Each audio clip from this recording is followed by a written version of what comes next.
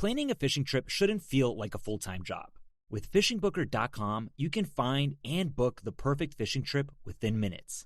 Fishingbooker.com connects you with trusted fishing captains around the world. Booking is fast, easy, and secure, with access to verified customer reviews, loyalty rewards, and around-the-clock customer support.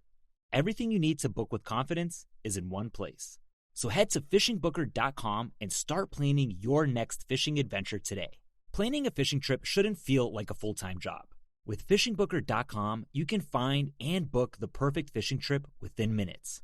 Fishingbooker.com connects you with trusted fishing captains around the world. Booking is fast, easy, and secure, with access to verified customer reviews, loyalty rewards, and around-the-clock customer support. Everything you need to book with confidence is in one place. So head to fishingbooker.com and start planning your next fishing adventure today.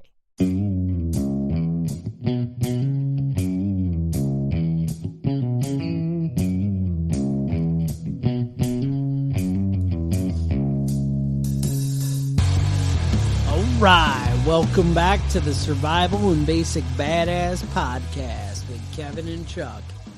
Today, we're going to talk about prepping your finances, getting your financial life in order. Turns out, if you make the decision and start early on, it's a hell of a lot better than trying to catch up at 50 or 60 or even 45. You know, 40 is better than 50, but 30 is better than 40.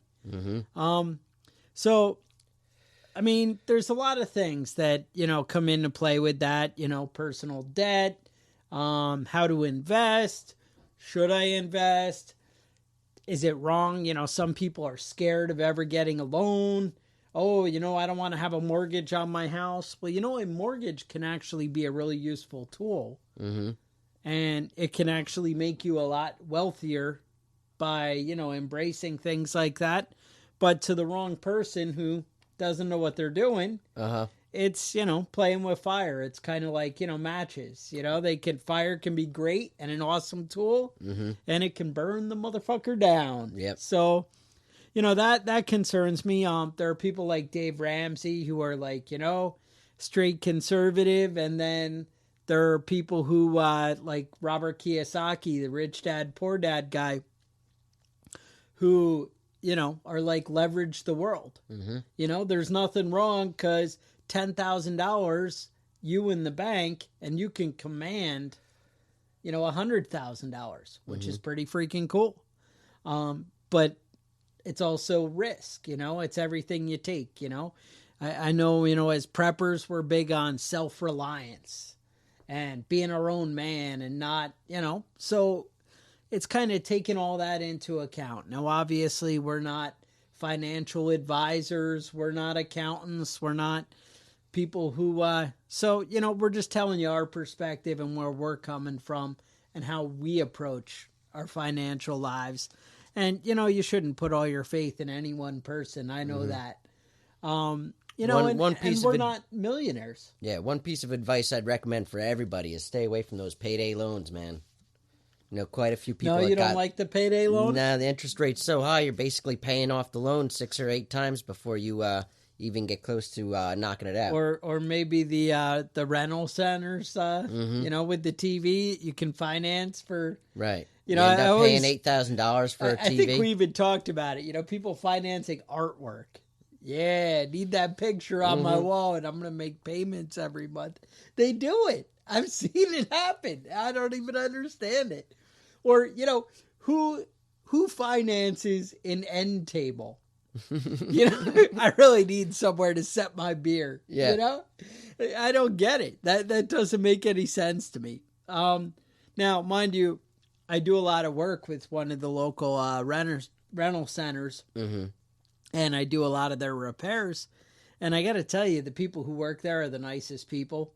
I love them. They're great. They're kind, and they can even sell it to you on why it makes sense. Because they're like, well, you know, at least when you buy that TV from us that should cost $500 and you make payments and it costs $2,000, you're thinking you're getting ripped off because you're paying 4 times as much. But if you didn't buy it from us, you would end up putting it on your credit card, and then you're just going to make the minimum payments. Right. And if you're you gonna can't pay make the it forever. payments, you can just bring the TV back. Yeah, exactly. It's, it gets old. I've heard tons of people are like, yeah, we had this party, blew out the speakers and took them back. And we're like, yeah, we don't want these anymore. And they're like, no problem. So, whatever. To each his own. But, yeah, I'd that's stay not away from really, the rental centers. not really what I wanted to talk about. So, like I said, there's good debt and there's bad debt. You might want to, you can ease into the world and, if you're getting into debt because you need a newer couch, you're making a mistake. You're borrowing money for a bigger TV, you're probably making a mistake. Right. That's but if it. if you're making payments on a car that gets you back and forth to work, then, hey, that's, it was funny because I just had this discussion with one of my kids, and in a way I was proud because I loved that he saw the obvious stuff. So his girlfriend is like, well, I have this old beater car and I'm going to go and buy a $13,000 car that's, a whole lot more than what she had. Right. And the idea is, now, one, her mom was able to help her out where I think she was basically getting a loan from mom and making payments back to mom. So I think there was no interest. And honestly, the way the deal sounded, it didn't sound that bad at all, with what she was up against. But the idea is, he was like, oh, I don't like her getting into debt and making a commitment like that when her car works just fine.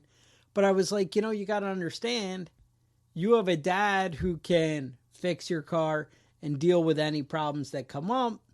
It's her and her mom. And when something breaks, she's stuck on the side of the road and it's $1,000 repair.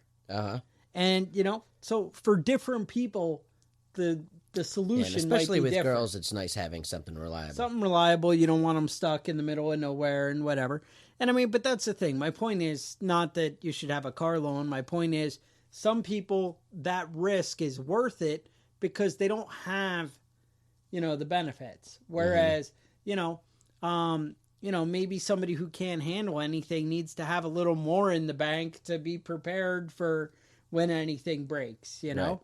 That kind of stuff, it all matters. And I guess that's why we prepare. One, maybe it's okay in your mind. You're like, oh, I don't mind working until I'm 80 or doing whatever. And that's okay. But you don't want to have to work Right. till you're 80. But I don't know. I guess that was my opening monologue here. What are you thinking? Well, I think the best thing to do is, if at all possible, stay debt-free. I like that. But really what you want to do is you want to simplify finances can get really confusing. So you want to keep it as simple as possible. Eliminate as much debt as possible. Sometimes it's necessary, but always be working towards being debt-free.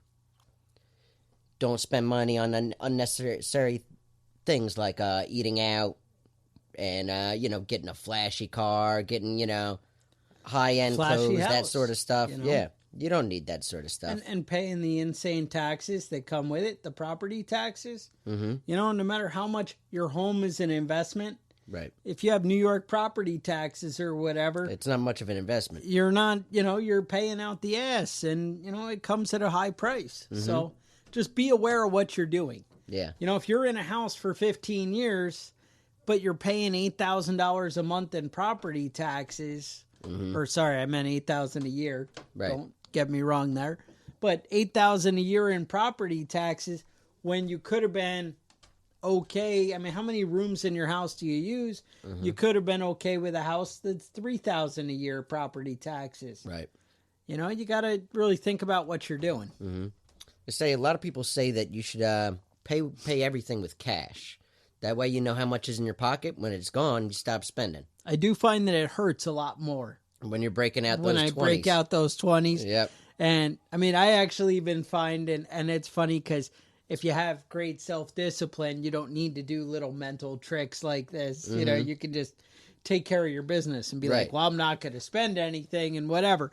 But if you're like me, I find if I have like all hundreds in my pocket, then I'm like, oh, well, I don't want to break 100 because right now I have 500 in my pocket. But if I go and whip that out, then I'm going to only have 4. Yep.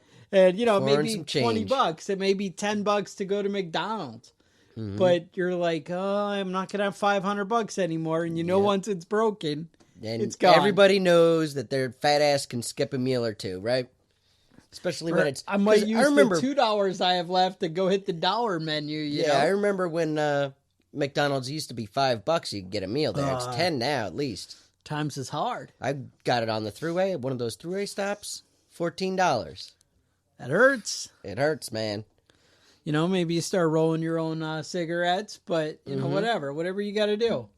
Another way to keep things simplified is consolidating your bank accounts. Okay. A lot of people have different accounts, different loans. You know, get all that stuff together at the same bank. You might not necessarily be able to get a home loan from your bank, but, you know, if you can, check out the interest rates there. Yeah. You know, check everything out. If you have, you know, checking account for your kid, same bank as you. Keep them all together in the same place.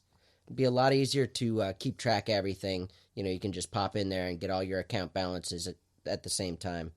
It's a lot easier just to keep things organized.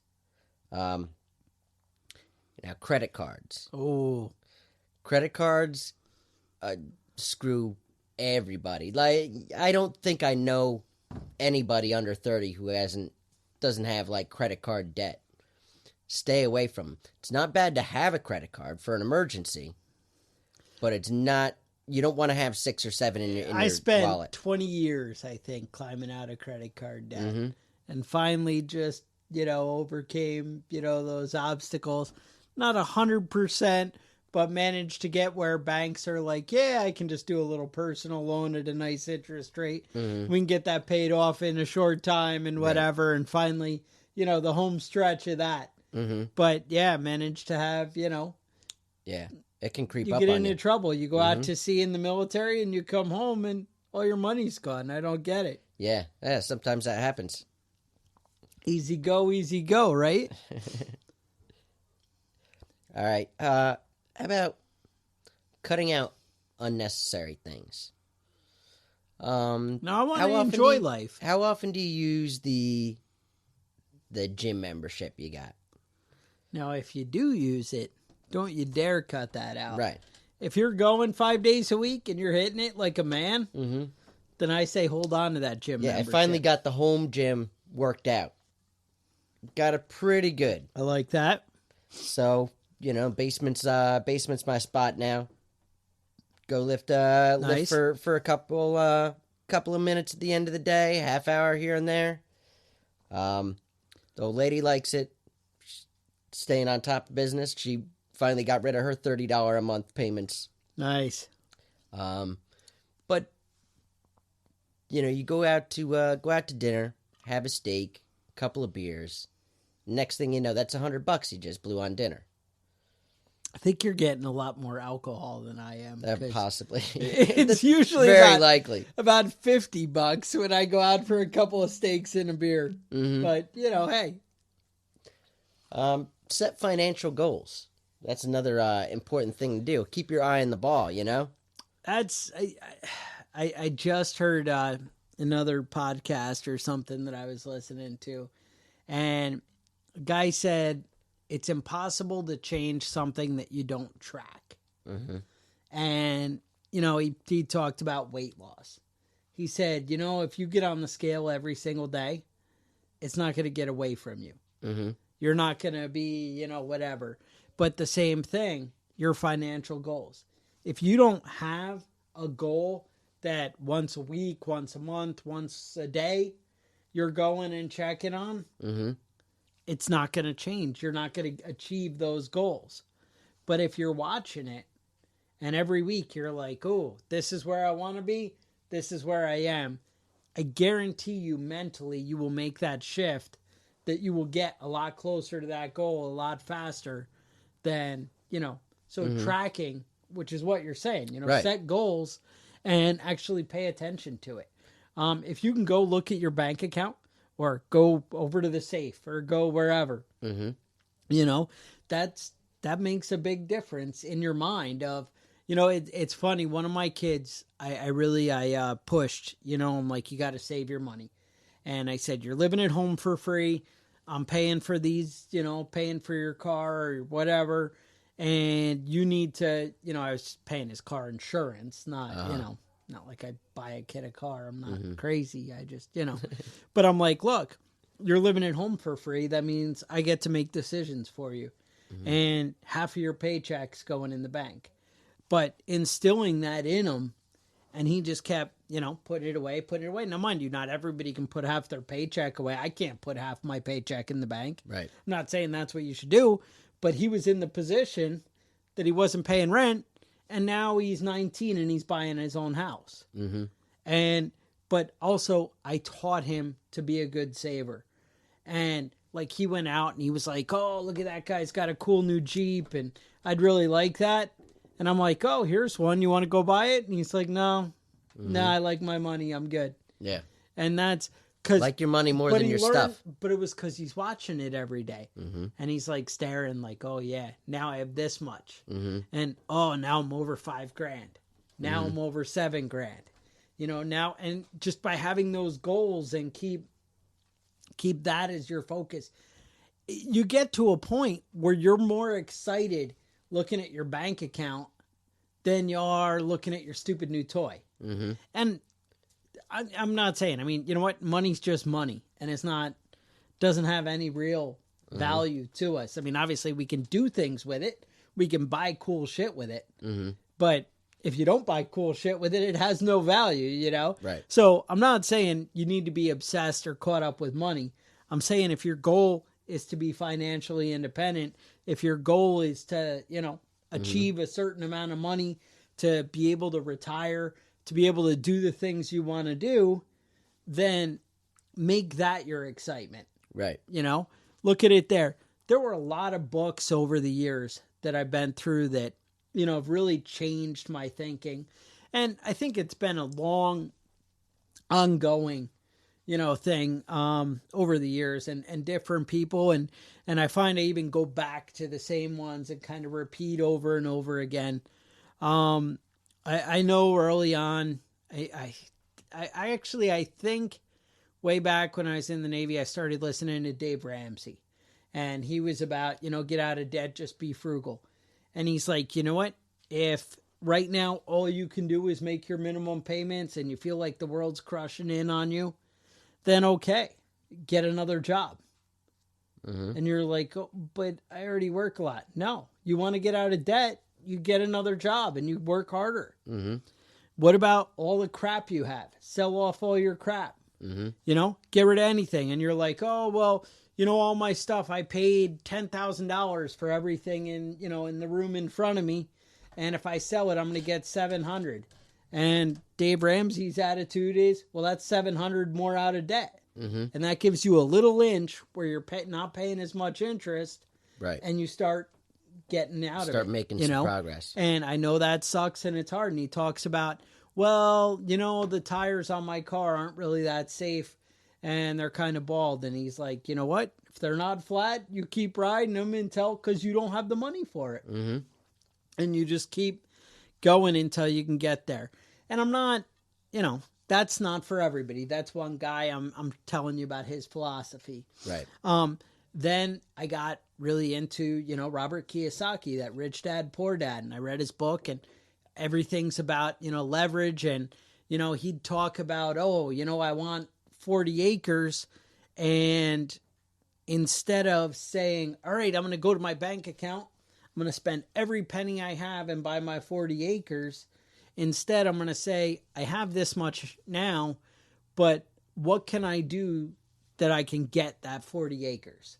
All right. When I go to the bank and I find out I can buy 40 acres, hypothetical, for $80,000. And it turns out I can borrow $80,000 for, I have no idea, maybe $500 a month. All right. So all I need to do is find a way to get $500 a month. And then you find, all right, what do I do to get $500 a month? And you find a way to pay for it before you buy it. That was pretty much his philosophy. I learned a ton of things. He's a great guy.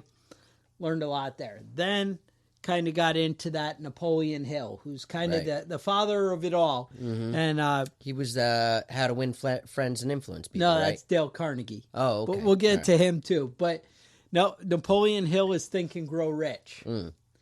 And he is so much focused on the mental attitude, kind of that Tony Robbins, believe and achieve kind of thing. And really the mindset. But again, it's that tracking it. It's you're focused on it every day. Right. It's, I want to do this. And not only do I want $1 million, but I want to have, $1,000 by the end of the month. I want to have, whatever your goals are. I want to have 10,000 within 3 months, and I'm going to get there by providing this service. Just laying out a clear plan and then putting action into your plan. But rather, making a decision is how you get there. You mentioned Dale Carnegie, that How to Win Friends and Influence People. Yeah, I don't know, somewhere along the way I came across that, in that same path. And it really, that book was amazing on character and kind of changing who you are and really making you a better all-around person. And I loved it, and it's great. And he actually has like a whole institute of, higher learning. Oh, does he? I only read the book. Go online. It's pretty cool. Another thing, Napoleon Hill has a book, an audio book that you can get. It's like $7 on iTunes, called The Magic Story. Has The Magic Story, and then I think The Richest Man in Babylon. Yep. So they come together as a set, and I gotta say, I listen to that at least 5 times a year. I throw that back in the iPod, and it kind of just gets me back on track of, all right, you got to focus on where you want to be and get yourself there. And again, we're not millionaires. We're not living proof, but also we don't want to be slaves for the rest of our lives, but our goal isn't necessarily money. Right. It depends what your goal is. What's your priority? But also, if you go and tell me, well, my priority is my family and I'm not all about money. But you know what? When you have money, you can spend more time with your family. Right.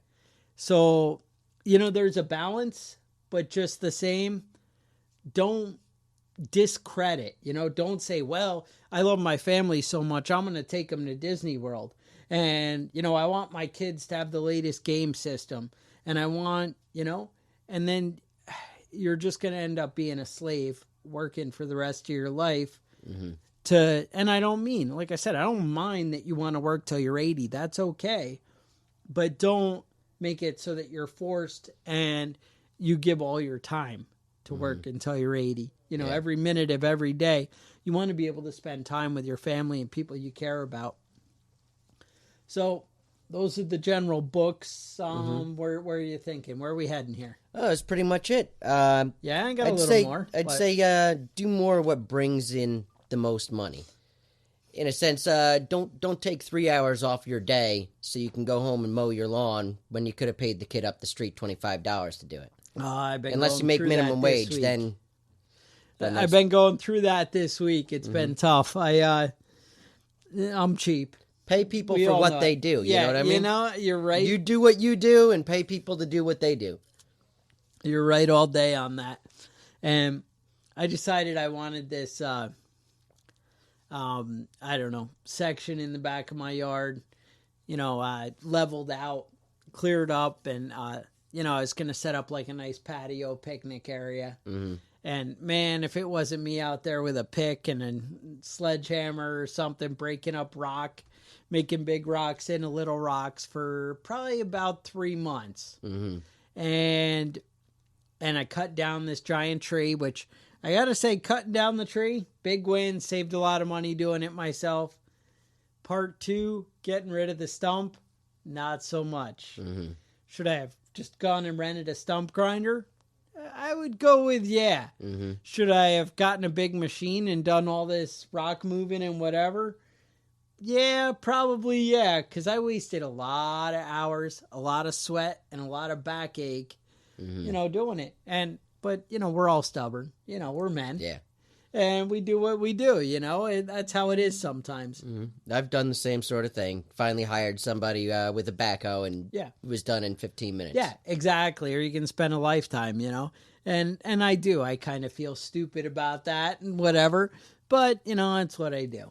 Mm-hmm. So that said, now I wanted to talk a little bit about like investing and saving and all that.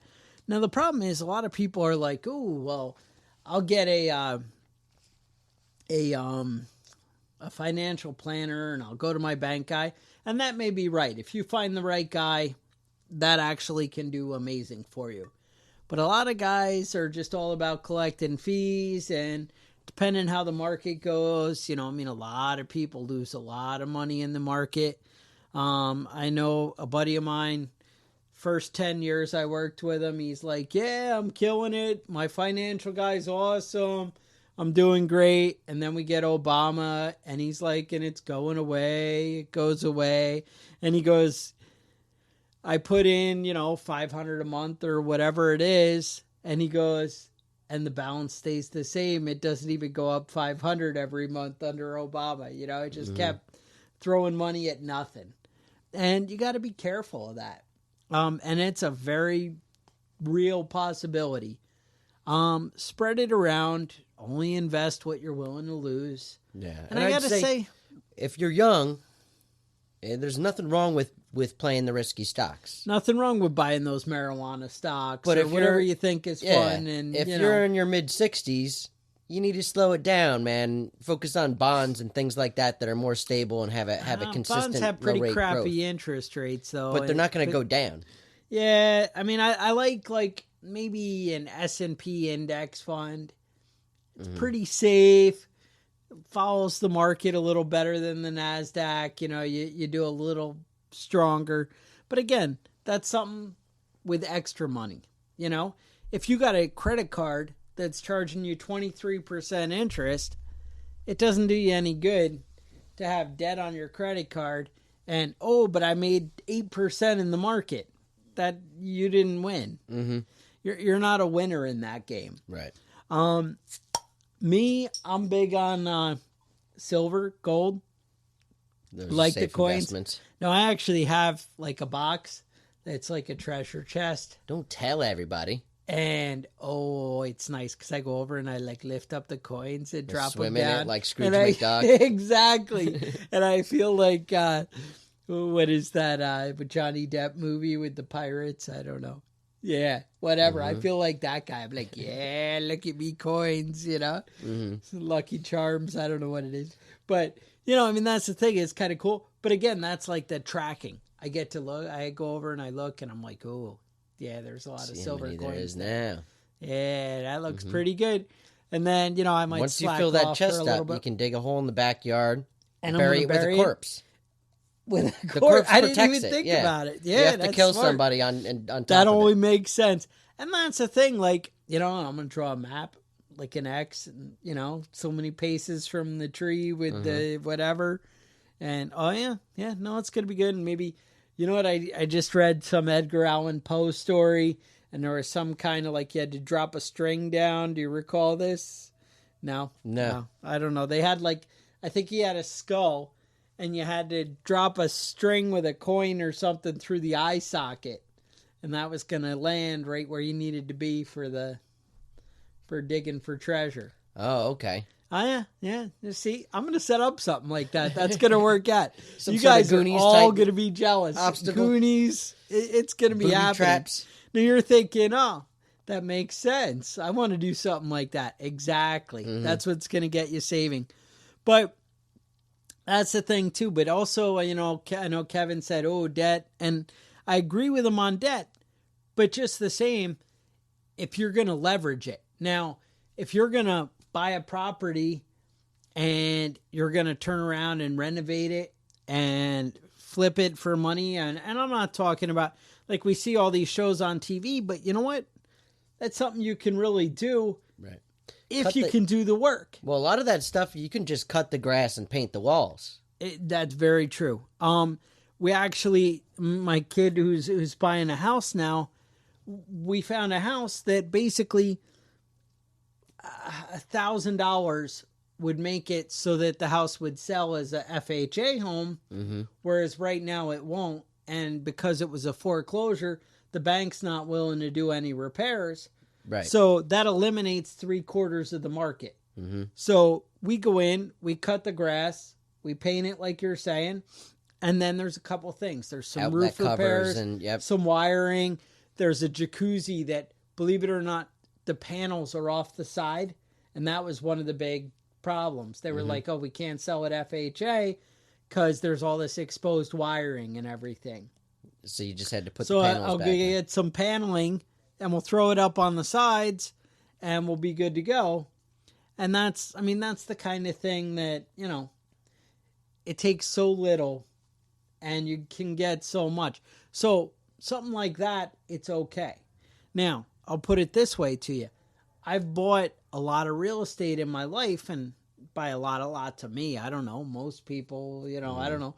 I've probably bought, 6 houses in my life, and maybe it's 5. I don't know. But anyway, bottom line, out of all those houses, I do really well, and I usually can turn a profit. Then I'm like, oh, look I made all this money. Let me go play some stocks. Oh, now I don't have some money. So maybe having your repair guy pick your stocks, not such a good idea. But maybe having the repair guy work on your house, that's a good move. You know, that's you kind of need to know your abilities. Right. I also thought, I really like cars. I watch Fast and Furious movies and whatever, and I'm going to buy this car and I'm going to turn it around, and turns out lose my ass. I think twice I've lost my ass on cars. One, I bought an awesome Camaro for $5,000, had it for like 5 years, and then 69? Sold it for $5,000. The Yeah, 69. And I sold it for $5,000. So I didn't win. Well, you got to play with it for 5 years. I got to play with it for 5 years, and I was a badass, right? Yeah. So, no, I remember that had the 423. Was it 423? 427, yeah. 27? Yeah, and badass. Yeah, no, I remember you said, hey, you want to take a ride? And I got in the driver's seat, and you said, just so you know, the brakes and the steering aren't so great. That's the 2 things you need for driving a fast car, man. Yeah, the go pedal, right? You just can't stop or turn away from a tree. With that, I bought, I had a 68 Firebird. I bought for $800, and I sold for $800. But things like I thought good things would happen. Right. Then I was like, well, I'm tired of cars without air conditioning and power steering. And I buy this Mitsubishi 3000 GT. All-wheel drive, 320 horse, 6-cylinder, twin turbo, kicking ass, right?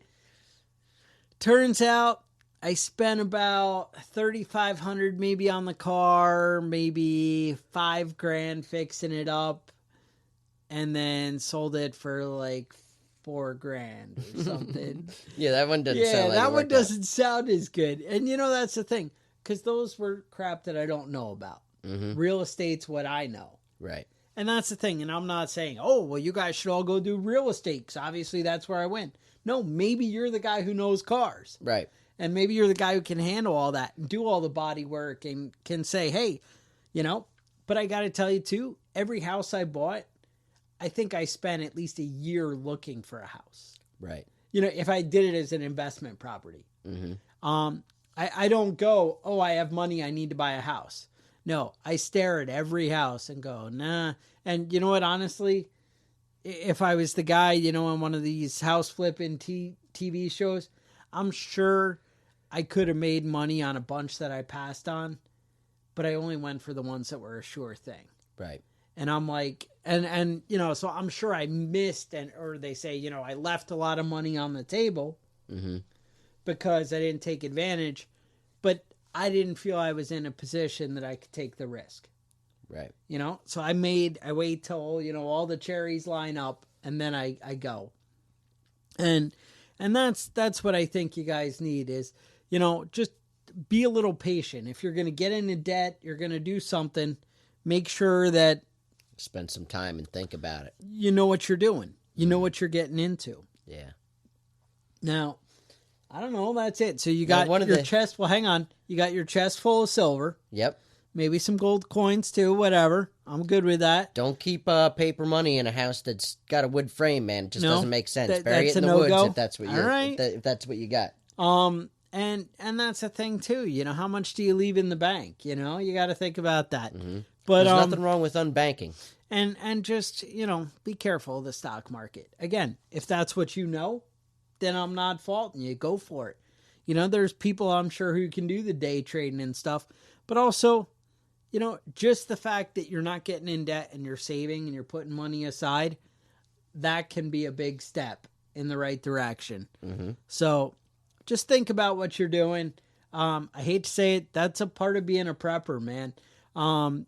Just really taking care of your business is part of prepping and planning for your future. You know, you may not always be able to go out and hustle and chop down trees and whatever. And I'm not saying, oh, eventually you're going to get old. I'm saying, you know, you can break your leg. You can do anything. You know, crap happens. You know, one of the financial guys I always listen to is like, well, what happens if you have a heart attack tomorrow and the doctor says you can't go do the physical work you do? How are you going to make money? You know, you got to kind of have a backup plan. And obviously we're not planning for the worst and, you know, whatever. But I'm just saying, start to move in the right direction. You know, put things in order. Get your house in order. That's part of planning. That's planning for the worst, you know? And that's what prepping and what we do. But sorry, I was cutting you off. Where are we going? No. Oh, we were talking about investments, and I was just looking into black walnut trees. Now, tell me about these black walnut trees. I heard you mention them last week. Yep. Or the week before. I don't know. You were telling us about, you know, how we can turn our property into gold. Tell me what we can do. Well, I was looking into it. They say, you know, black walnut trees produce walnuts, obviously. But the wood is very valuable. Okay. The problem is black walnut is a slow growth tree. All right. So let's say you get an acre. You plant a black walnut every 10 feet. 10 feet by 10 feet in a grid. You can get 436 trees in an acre. All right. And 30 years of growth, they're about $5,000 per tree you can get off of that. So if you want a long-term retirement project, that might be it. And you got your back 40, and it turns out you got an acre to spare? Yep. Back 41. I just got to order some walnuts? And I was looking at it, I ran into a friend of mine who does wood, you know, firewood, basically. And he had a garage full of slabs of black walnut that he was drying out, and some gorgeous wood. But I mean, they use it for you know, for furniture basically because of the texture of the grain. But it's worth a whole lot of money. The problem is 30 years is a long time. You have that kind of patience? I don't know. I'm 35 now. Might be time to do it. All I know is I planted my ginseng like 5 years ago. I don't even know. But did you ever even go looking for it? Nah, why? It just grows. It's out there making money for me. Dollars. We got to go dig some of this up next week. Now, I heard we had some kind of prepping badass. Oh yeah. You found? Yeah. Yeah. You actually, you came across something. Actually, I was out with my son. Okay. And he started telling me about this guy, Simo Heiha. He was a Finnish soldier, and when the Soviet Union invaded in 1939, he got his rifle and went out there to help out. So he grabbed a couple of cans of food, went out with his rifle, and about 20 to 40 below zero, That sounds like some cold weather. And he's sitting up in the trees? Sitting up in the trees and started shooting Russians. Dozens of them. Dozens? And so they started calling him White Death. And they actually mounted whole missions to go out and kill him. And he killed all of them. So they got snipers that focus on killing snipers, and he killed all of them. And I think they said his total count was 705 confirmed kills. Is a lot. And eventually got shot in the face with exploding rounds. But wait, I think you missed a step. I think they said, you know what, we're tired. Nobody's going to go out and fight this guy. And they carpet bombed the woods that this guy's hiding in. Yeah, I think he ended up with holes in his coat. That was the damage they did to him. That's a badass right there. So they shot him eventually somebody got him, shot him in the face with an exploding round, and blew half of his head off. All right. And about 2 weeks later, he's back in business, except the war ended the day before he got out. You know, you just want to go kill one more. Right. You can look this guy up and you can see his exploded face. Oh. You can see pictures of him. His name was, I'm going to spell it out so that you guys can search him out if you want to. Simo, Simo, Hayha, Hayha. All right, I'm going to try and throw a link up on the Facebook and see what I can do for you guys. All right. Nope, not bad. Now that's a badass. 720 guys? 751. And they carpet bomb you. Mm-hmm. They shoot you in the face, and you're like, no. I don't think so. That does sound like, that might be the prepping badass of the year is what I think. Yeah, I think so. So. All right. Yeah, we're good? I think we're good. All right, so if you guys are enjoying the new mic setup, maybe head over to the iTunes. Mm-hmm. Leave us a review. Now, I only want to see positive reviews. Before, I think in the past, I was like, oh, just leave us a review. I don't care if it's good or bad. But, you know, I'm delicate, and I have feelings. You know, I'm just a sensitive man. I'm just a man. So, you know, be gentle. But otherwise, maybe shoot us an email with some show ideas. Yeah, if you have hostile opinions, you can email us directly. You can email us directly, and then I can email you back. See, that's the beauty of it. If you're a man, here I am. You know, but you got to give me a chance. Yeah, but if you have ideas, definitely let us know what you want to learn about or hear about. Or if you want to maybe support us. Maybe you're like, hey, you know, we really like those microphones. We do have a good, what episode is this? Clear. 74, 75? 76, 77? 76, We've put every episode out so far commercial free. Commercial free. That means you don't have to stop when you're driving and fast forward through 30 minutes of Blue Apron or some other bullshit. Oh, Blue Apron or maybe your Casper mattress. Yeah, exactly. You know what I'm talking about. Sherry's Berries, whatever. You know. You don't have to put up with that with our show. No, that's a no-go. Now, sure, next week, maybe. But just focus on the 75. Right. You know? Commercial-free episodes. If you want to support us and keep it commercial-free, go to Patreon.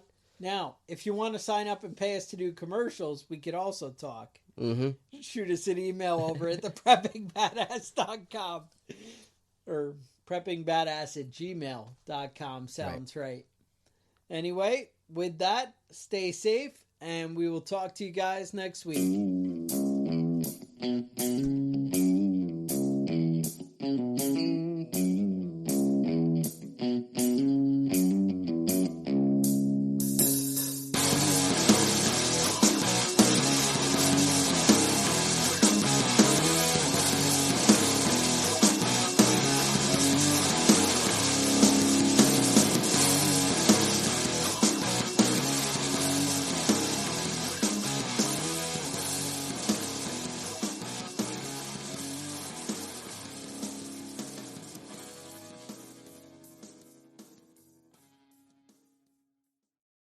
Planning a fishing trip shouldn't feel like a full-time job. With fishingbooker.com, you can find and book the perfect fishing trip within minutes. Fishingbooker.com connects you with trusted fishing captains around the world. Booking is fast, easy, and secure, with access to verified customer reviews, loyalty rewards, and around-the-clock customer support. Everything you need to book with confidence is in one place. So head to fishingbooker.com and start planning your next fishing adventure today.